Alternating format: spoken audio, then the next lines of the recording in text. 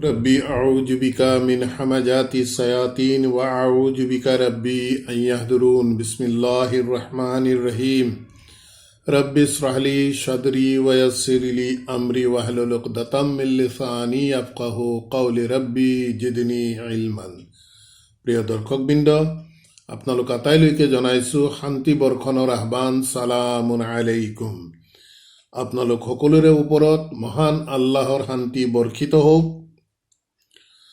মহান আল্লাহৰ প্ৰত্যক্ষ অনুগ্ৰহত আমাৰ এই একমাত্ৰ পথ নামৰ ইউটিউব চেনেলটিৰ মাধ্যমেৰে আমি চলাই অহা এই কোৰআন মজিদৰ অসমীয়া অনুবাদ ও চৰ্চাৰ ধাৰাবাহিকতাৰ আজিৰ 179 নং খণ্ডটিলৈ মই আপোনালোক সকলোকে জাতি ধৰ্ম বৰ্ণ নিৰ্বিশেষে আমন্ত্ৰণ জনাইছো। আহক ইনশাআল্লাহ আমি সকলোৱে আল্লাহৰ দ্বাৰা নাজিলকৃত এই মহাগ্ৰন্থ আল কোৰআনৰ বিষয়ে আমি বুজাৰ চেষ্টা কৰোঁ। লগে লগে কোৰআনত দিয়া আদেশ নিষেধসমূহ আমি প্ৰত্যেকেই আমাৰ জীৱনত বাস্তৱায়ন কৰাৰ চেষ্টা কৰোঁ। ইনশাআল্লাহ আৰম্ভ কৰিব লৈছো কোৰআন মজিদৰ 9 নং সূৰা আত-তাওবাৰ 50 নং আয়াতৰ পৰা। বিসমিল্লাহিৰ ৰহমানিৰ ৰহিম। ইন তুসিবকা হাসানাতুন তাশুহুম ওয়া ইন তুসিবকা মুসিবাতুন ইয়াকুলু কদ আখাজনা আমরানা মিন ক্বাবলু ওয়া ইয়াতাওয়াল্লাউ ওয়া হুম ফারিহুন। প্ৰিয় দৰ্শকবৃন্দ, বিষয়বস্তুৰ প্ৰসংগ আমি দেখিছোঁ যে চলি আহি আছে ৰসুল সাল্লাল্লাহু আলাইহি ওয়াসাল্লামৰ সৈতে আল্লাহৰ পথত ওলাই যোৱাৰ এক অভিযানৰ বিষয়বস্তু চৰ্চা ইতিমধ্যে মহান আল্লাহে ইয়াত আমাক জনাই আহিছে যে ৰসুল সাল্লাল্লাহু আলাইহি ওয়াসাল্লামৰ সৈতে বিশ্বাস আনিছোঁ বুলি কোৱা লোকসকলৰ মাজতো কেনেধৰণৰে মুনাফিক চৰিত্ৰৰ মানুহ থাকে। অভিযানত ওলাই যোৱাৰ ক্ষেত্ৰত কেনেধৰণে তেওঁলোকে চলাহী কথাৰে ৰসুল সাল্লাল্লাহু আলাইহি ওয়াসাল্লামৰ পৰা অব্যাহতি বিচাৰে, এই দিশবোৰ পুংখানুপুংখভাৱে আমি দেখিলোঁ। ইয়াৰ আগৰ খণ্ডত আমি চৰ্চাও কৰিলোঁ। গতিকে প্ৰসংগৰ সেই ধাৰাবাহিকতাৰে মহান আল্লাহে 50 নং আয়াতত কৈছে, ইন তুসিবকা হাসানাতুন। ৰসুল সাল্লাল্লাহু আলাইহি ওয়াসাল্লামক কৈছে, ইন যদি তুসিবকা হাসানাতুন, যদি তোমাক কোনো ভালে স্পৰ্শ কৰে, তাসুহুম, তেতিয়া সিহঁতে খুব কষ্ট পায়, বেয়া পায়। ওয়া ইন তুসিবকা মুসিবাতুন, আৰু যদি তোমাক কোনো বিপদ কোনো মুসিবতে স্পৰ্শ কৰে, ইয়াকুলু, তেতিয়া সিহঁতে কয়, কদ আখাজনা আমৰানা মিন ক্বাবলু, কদ আখাজনা আমৰানা, নিশ্চয় আমি আমাৰ বিষয়বস্তুবোৰৰ বিষয়ে আমি ইতিমধ্যে নিজেই চিন্তা কৰি লৈছোঁ। মিন ক্বাবলু, ইয়াৰ আগতে বিপদ যিহেতু আহি গৈছে, গতিকে বিষয়বস্তুৰ প্ৰসংগ আমি ইয়াত মন কৰি যাব লাগিব। ভালে স্পৰ্শ কৰা আৰু বেয়া স্পৰ্শ কৰা, এই দিশটো যিহেতু আল্লাহৰ পথত দলগতভাৱে অভিযানত ওলাই যোৱাৰ বিষয় এটা চৰ্চিত হৈ আছে।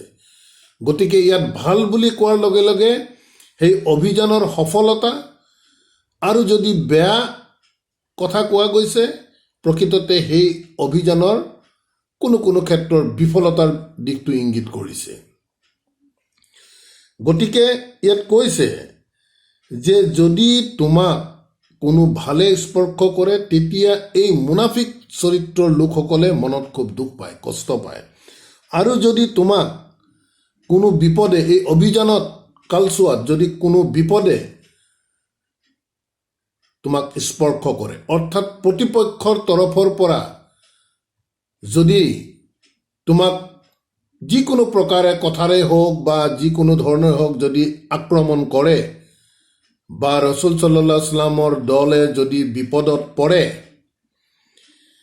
তেতিয়া সিহঁতে কয়, ইয়াকুলু কদ আখাজনা আমৰানা মিন ক্বাবলু, সিহঁতে তেতিয়া কয়, সেইবাবে বিষয়বস্তুবোৰৰ সিদ্ধান্ত ইতিমধ্যে আমি আগতেই লৈ লৈছোঁ। তাৰমানে আমি জানো এনেকুৱা এটা হ'ব পাৰে, সেইবাবেই আমি যোৱা নাই।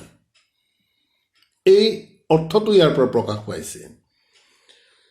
ৱা য়াতাৱাল্লাও, আৰু সিহঁতে তাৰ পৰা ঘূৰি আহি ৱহুম ফাৰিহুন, সিহঁতে খুব ফূৰ্তি আনন্দ উল্লাস কৰে।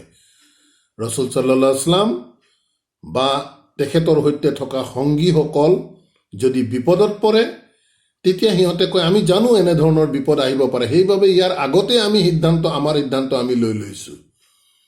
গতিকে সিহঁতে তাৰ পৰা ঘূৰি আহি সিহঁতে এই বিষয়টোক লৈ সিহঁতে খুব ফূৰ্তি কৰে বুলি কৈ আছে।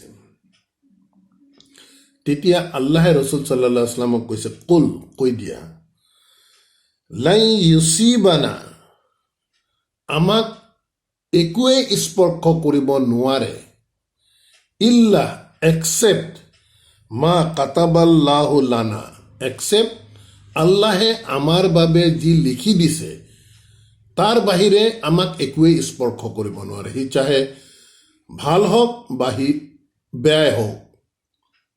ইয়াত কৈছে যে আমাক একোৱে স্পৰ্শ কৰিব নোৱাৰে এক্সেপ্ট মা কাতাবা, যি লিখি দিছে আল্লাহু লানা, আল্লাহে আমাৰ বাবে যি লিখি দিছে তাৰ বাহিৰে আমাক একোৱে স্পৰ্শ কৰিব নোৱাৰে।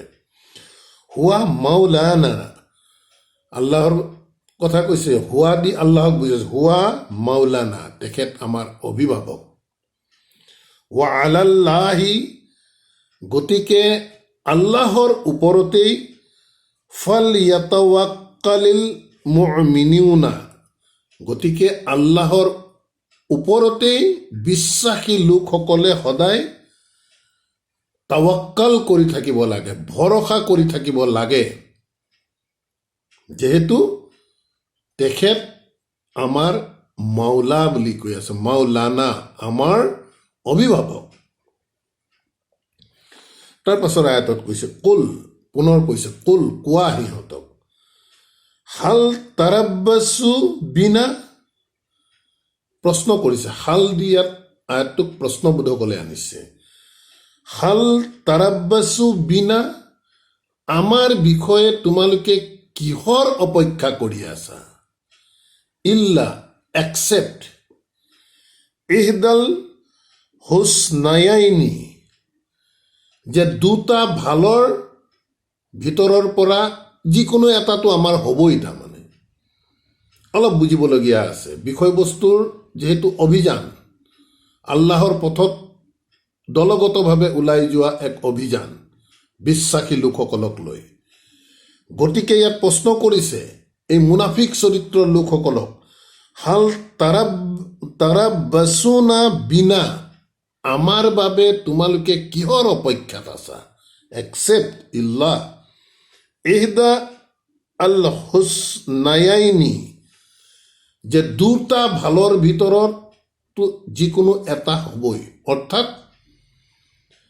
বেয়া কিমান বেয়ালৈকে যাব? খুব বেছি আমাৰ মৃত্যু হ'ব পাৰে। গতিকে এই মৃত্যুটো আল্লাহৰ পথত ওলাই গৈ যদি মৃত্যু হয়, এইটোতো নিশ্চিতভাৱে ভাল কথা। অথবা যদি জয় হয়, তেতিয়াওতো ভাল কথা। সেইবাবেই কোৱা গৈছে যে আল হুসনায়াইনি, দুটা ভাল, তাৰ ভিতৰততো যিকোনো এটা বিষয়েহে কি তোমালোকে অপেক্ষা কৰি আছা নেকি?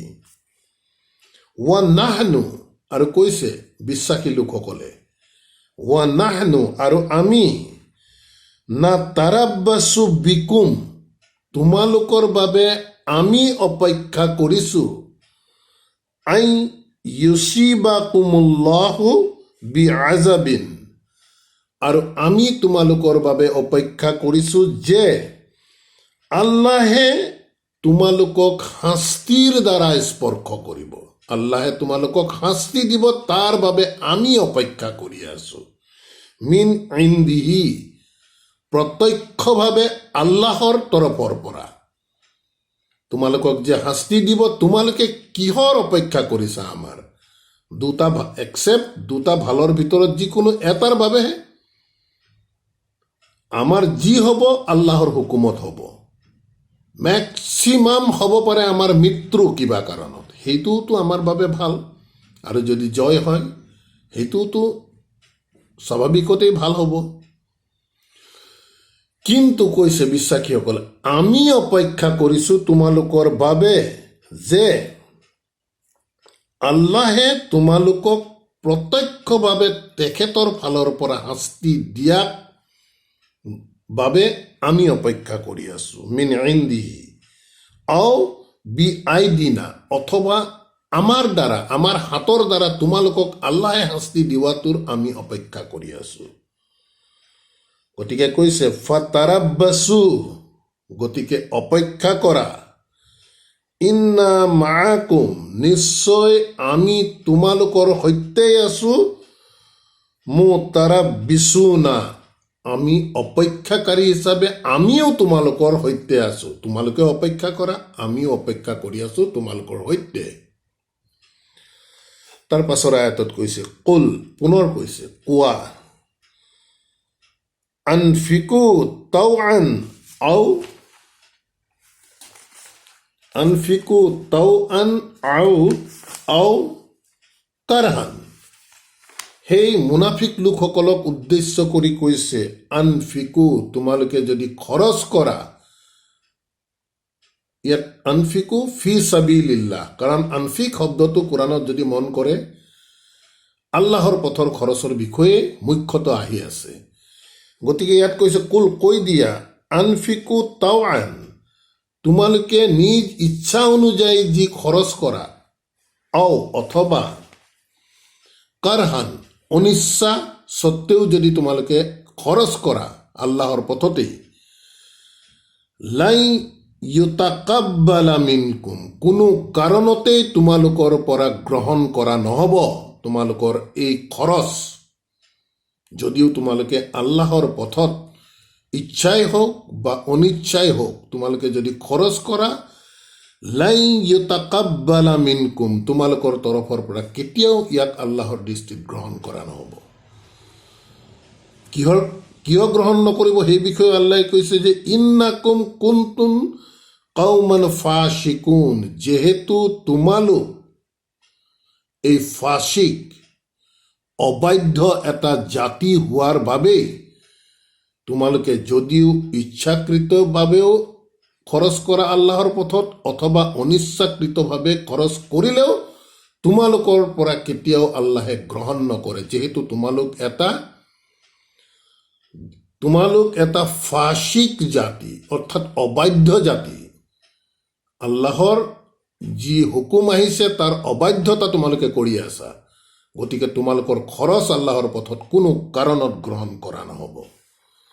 তাৰ পাছৰ আয়াতত কৈছে ৱামা মানাআহুম, আৰু যি সিহঁতক এই গ্ৰহণৰ ক্ষেত্ৰত বাধা দিয়া গৈছে, মানাআহুম, সিহঁতক বাধা দিয়া গৈছে, যি বাধা দিয়া গৈছে, আন তুকবালা মিনহুম নাফাকাতুহুম, কি বাধা দিয়া গৈছে যে যে তুকবালা মিনহুম, সিহঁতৰ পৰা গ্ৰহণ কৰাটো বাধা দিয়া গৈছে, নাফাকাতুহুম, সিহঁতৰ যি খৰচ বা খৰচৰ যি অংশ, সেই অংশ গ্ৰহণৰ ক্ষেত্ৰত যে সিহঁতক বাধা দিয়া গৈছে, ইল্লা আন্নাহুম কাফাৰু বিল্লাহি, ইয়াৰ কাৰণ হৈছে এটাই যে আন্নাহুম, নিশ্চয় সিহঁত, কাফাৰু বিল্লাহি, আল্লাহৰ প্ৰতি অবিশ্বাসকাৰী, অগ্ৰাহ্যকাৰী, আল্লাহৰ প্ৰতি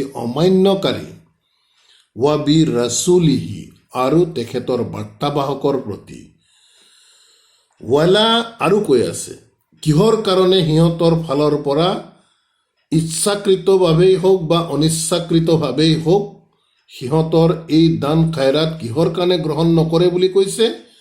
তাৰ কাৰণ আল্লাহে ইয়াত দেখুৱাই আছে। প্ৰথম এটা কাৰণ দেখুৱালে যে তেওঁলোক এটা ফাসিক কৌম হয়, অবাধ্য কৌম। তাৰ পাছত কৈছে যে তোমালোকক যে বাধা দিয়া গৈছে, তোমালোকৰ ফালৰ পৰা যি নাফাকাতুহুম, সিহঁতৰ যি খৰচ, সেই খৰচ গ্ৰহণৰ ক্ষেত্ৰত যে সিহঁতক বাধা দিয়া গৈছে, আন্নাহুম কাফাৰু বিল্লাহি, যেহেতু সিহঁতে আল্লাহকে অবিশ্বাস কৰিছে, অগ্ৰাহ্য কৰিছে, ৱাবি ৰাচুলিহি আৰু তেখেতৰ বাৰ্তাবাহক, আৰু তেখেতে আল্লাহে কাৰণ দেখুৱাইছে ৱালা ইয়াতুনা সালাৱাতা, আৰু সিহঁতে এই যে প্ৰচাৰ কাৰ্য চলি আছে, আল্লাহৰ আদেশ নিষেধৰ যি প্ৰচাৰ কাৰ্য চলি আছে, ওহীৰ মাধ্যমত অহা প্ৰচাৰ কাৰ্যৰ ৰচুল সাল্লাল্লাহু আলাইহি ওয়াসাল্লাম ও তেখেতৰ সংগীবৃন্দই যে চলাই আছে, ৱালা ইয়াতুনা সালাৱাতা, এই কোৰাণৰ এই আদেশ নিষেধৰ প্ৰতি সিহঁতে নাই, ইল্লা এক্সেপ্ট ৱহুম কুসালা, আৰু যদিও সিহঁতে আহে, সিহঁতে কি কৰে, কুসালা, সিহঁতে আহো নাহুকে আহে, অনিচ্ছাকৃতভাৱে বাধ্যত পৰি যেন আহিব লগা হৈছে, তেনেধৰণে সিহঁতে আল্লাহৰ এই আয়াতৰ প্ৰতি প্ৰকৃততে আহো নাহুকে আহে। ৱালা ইউনফিকুনা, আৰু সিহঁতে খৰচ নকৰে, ইল্লা ৱহুম কাৰিহুন, এক্সেপ্ট সেই একেই অনিচ্ছাকৃতভাৱে তেওঁলোকৰ মন যোৱা নাই, তথাপিও বিভিন্ন কাৰণবশতহে তেওঁলোকে খৰচ কৰে, কেতিয়াও আল্লাহৰ পথত মন দিল মুকলি কৰি খৰচ নকৰে। এনেবোৰ কাৰণতেই প্ৰকৃততে সিহঁতৰ ফালৰ পৰা যি অংশ সিহঁতে খৰচ কৰে, সেই খৰচ গ্ৰহণৰ ক্ষেত্ৰত আল্লাহৰ তৰফৰ পৰা সিহঁতক বাধা কৰা গৈছে। এই দিশবোৰ ইয়াত আল্লাহে সুন্দৰভাৱে ব্যাখ্যা কৰি আমাক বুজাই আছে। ইয়াৰ পাছৰ আয়াতত কৈছে ফালা তুৰজিবকা আমৱালুহুম, ৰসুল সাল্লাল্লাহু আলাইহি ওয়াসাল্লামক উদ্দেশ্য কৰি ইয়াত কোৱা গৈছে যে ফালা তুৰজিবকা, তোমাক যাতে ইমপ্ৰেছ নকৰে, আকৰ্ষণ নকৰে, আমৱালুহুম, সিহঁতৰ ধন সম্পত্তি টকা পইচাবোৰে যাতে তোমাক আকৰ্ষণ নকৰে, ৱালা আউলাদুহুম, আৰু সিহঁতৰ সন্তান সন্ততিয়ে বোৰ দেখি তুমি যাতে আকৰ্ষিত নোহোৱা, তুমি যাতে ইমপ্ৰেছ নোহোৱা। ইন্নামা, একমাত্ৰ ইউৰিদুল্লাহু, আল্লাহে বিচাৰিছে, লি ইউআজিবুহুম বিহা, আল্লাহে বিচাৰিছে সিহঁতক এই টকা পইচা আৰু সন্তান সন্ততিৰ দ্বাৰা শাস্তি দিবলৈ। বিহা বুলি কৈ এই আমৱাল, ধন সম্পত্তি, টকা পইচা আৰু আউলাদসকলক বুজাইছে।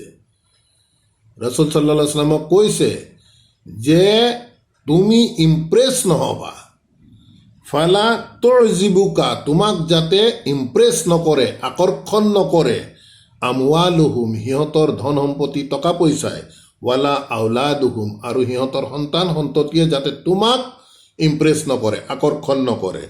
ইন্নামা, একমাত্ৰ ইউৰিদুল্লাহু, আল্লাহে বিচাৰিছে, লি ইউআজিবুহুম বিহা, এইবোৰৰ দ্বাৰা সিহঁতক শাস্তি দিবৰ বাবেহে আল্লাহে বিচাৰিছে, ফিল হায়াতিদ দুনিয়া, এই পাৰ্থিৱ জীৱনত এই ধন সম্পত্তি টকা পইচা আৰু সন্তান সন্ততিলৈ সিহঁতে যি ভোগবিলাকত লিপ্ত হৈ আছে, এইবোৰৰ দ্বাৰা প্ৰকৃততে আল্লাহে বিচাৰিছে এই পাৰ্থিৱ জীৱনতেই সিহঁতক শাস্তি দিবৰ বাবে। ৱাতাজহাকা আনফুসুহুম ওয়াহুম কাফিৰুন, চাব অতি ডাঙৰ কথা এটা ইয়াত কৈছে, ৱাতাজহাবাকা, আৰু সিহঁতৰ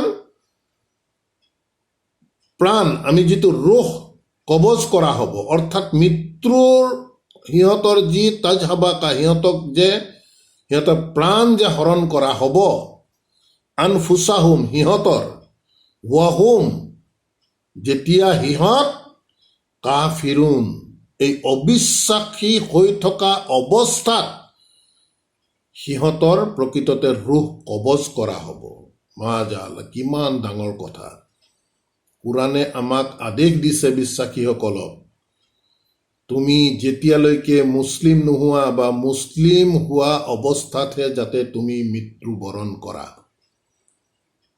মৃত্যু আমাৰ যিকোনো সময়ত আহিব পাৰে, গতিকে আমি সকলো সময়তে আল্লাহৰ প্ৰতি সমৰ্পিত হৈ থাকিব লাগিব। তেতিয়াহে যেতিয়াই আমাৰ মৃত্যু হ'ব ইনশাআল্লাহ আমি মুছলিম হিচাপে মৃত্যু হ'ম।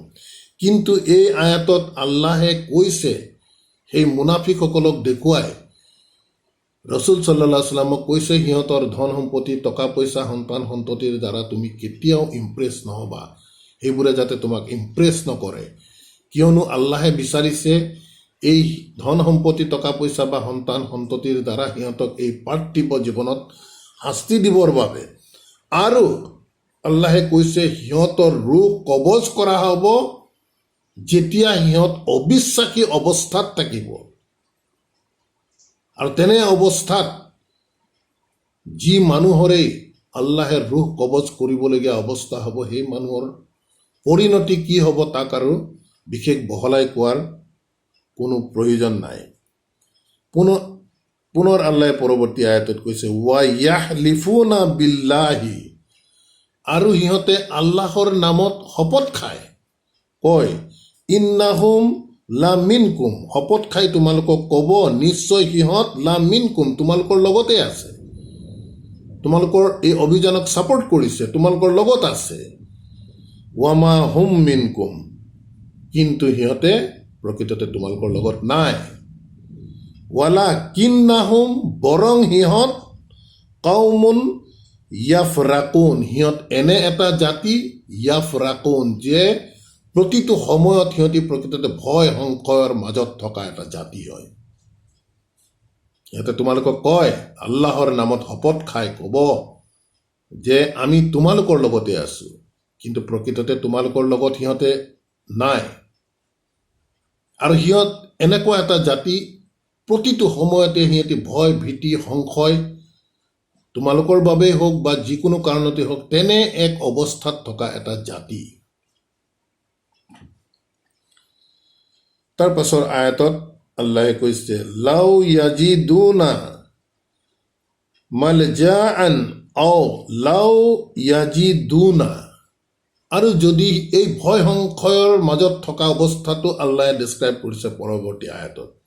লাউ ইয়াজিদুনা, যদি সিহঁতে পায়, মালজাআন, যদি কোনো আশ্ৰয়ৰ স্থল পায়, আও মাগাৰাতিন, অথবা কোনো গুহা যদি পায়, আও মুদ্দাখালান, অথবা সিহঁতে নিজে লুকাবলগীয়া যদি কোনো এক স্থান পায়, লাৱাল্লাউ ইলাইহি, তালৈ সিহঁতে পলাই দৌৰ মাৰিব, ৱহুম ইয়াজমাহুন, আৰু সিহঁতে তাত লুকাই থাকিব। কিমান ভয় ভীতি সংশয়ৰ মাজত যে আছে সেই দিশটো আল্লাহে ইয়াত বৰ্ণনা কৰি দেখুৱাইছে। তাৰ পাছৰ আয়াতত কৈছে ৱামিন হুম মাই ইয়াল মিজুকা, আৰু ৱা মিন হুম, আৰু সিহঁতৰ মাজৰ পৰা মাই ইয়াল মিজুকা, যিয়ে তোমাক সমালোচনা কৰে, ফি সাদাকাতি, এই দান খায়ৰাত সম্পৰ্কত, তোমাক যিহেতু দান খায়ৰাত সম্পৰ্কত আল্লাহৰ স্পষ্ট ৱাহি স্পষ্ট বিধান আছে, এই বিধানবোৰেই যিহেতু ৰসুল সাল্লাল্লাহু আলাইহি ওয়াসাল্লামৰ মুখৰ দ্বাৰা প্ৰচাৰ কৰা গৈছে, গতিকে বিশ্বাসী লোকসকলে এই কোৰাণৰ আদেশ নিষেধ অনুসৰি যেতিয়া দান খায়ৰাতবোৰ দিব, সেই দিয়াৰ ক্ষেত্ৰত সেই লোকসকলে ৰসুল সাল্লাল্লাহু আলাইহি ওয়াসাল্লামক সিহঁতৰ মাজৰ পৰা যিসকলে ইয়াল মিজুকা, তোমাক সমালোচনা কৰে, ফি সাদাকাতিন, এই দান খায়ৰাতৰ ক্ষেত্ৰত, ফাইন উতু মিনহা, আৰু যদি উতু মিনহা, সেই তাৰ পৰা যদি সিহঁতক দিয়া হয়, ৰাদু, সিহঁত তেতিয়া সন্তুষ্ট হয়। ৱাইন লাম ইউতাউ মিনহা, আৰু যদি ইয়াৰ পৰা সিহঁতক দিয়া নহয়, এই দান খায়ৰাতৰ বস্তু যদি সিহঁতক দিয়া নহয়, ইজা হুম ইয়াছখাতুন, তেতিয়া সিহঁতে খুব কষ্ট পায়, খুব বেয়া পায়। তেতিয়া সিহঁতে তাৰ পাছৰ আয়াতত কৈছে ৱালাউ আন্নাহুম ৰাদু মা আতাহুমুল্লাহু ওয়া ৰাসূলুহু, ৱালাউ আন্নাহুম, আৰু যদি সিহঁতে ৰাদু সন্তুষ্ট হ'লহেঁতেন মা আতাহুমুল্লাহু যি আল্লাহে দিছে ৱা ৰাছুলাহু আৰু তেখেতৰ বাৰ্তাবাহকে ৱা কালু আৰু যদি ক'লেহেঁতেন হাছবুনাল্লাহ আল্লাহেই আমাৰ বাবে যথেষ্ট শাইয়ুতিনাল্লাহু মিন ফাদলিহি আল্লাহে আমাক আৰু অনুগ্ৰহ দিব তেখেতৰ অনুগ্ৰহৰ পৰা আল্লাহে আমাক এইবোৰ দিছে আৰু দিব মিন ফাদলিহি তেখেতৰ অনুগ্ৰহৰ দ্বাৰা ৱা ৰাছুলুহু আৰু তেখেতৰ বাৰ্তাবাহকৰ দ্বাৰা ইন্না ইলাল্লাহি ৰাগিবুন নিশ্চয় আল্লাহৰ প্ৰতিয়ে আমি সকলোবোৰ ধাবিত হ'ব লাগিব। গতিকে আলহামদুলিল্লাহ প্ৰিয় দৰ্শকবৃন্দ, আমাৰ এই আজিৰ অনুবাদ চৰ্চাৰ ধাৰাবাহিকতা আমি ইমানতে সমাপ্ত কৰিব বিচাৰিছোঁ। ইনশাআল্লাহ পৰৱৰ্তী খণ্ডত পৰৱৰ্তী আয়াতৰ পৰা আমি আগবাঢ়ি যোৱাৰ চেষ্টা কৰিম। ৰব্বানা আমান্না বিমা আনজালতা ওয়াত্তাবা'নাৰ ৰাসূল ফাকতুবনা মা'আস শাহিদিন ওয়া মা আলাইনা ইল্লাল বালাগ ওয়া মা তৌফিক ইল্লা বিল্লাহ। সালামুন আলাইকুম।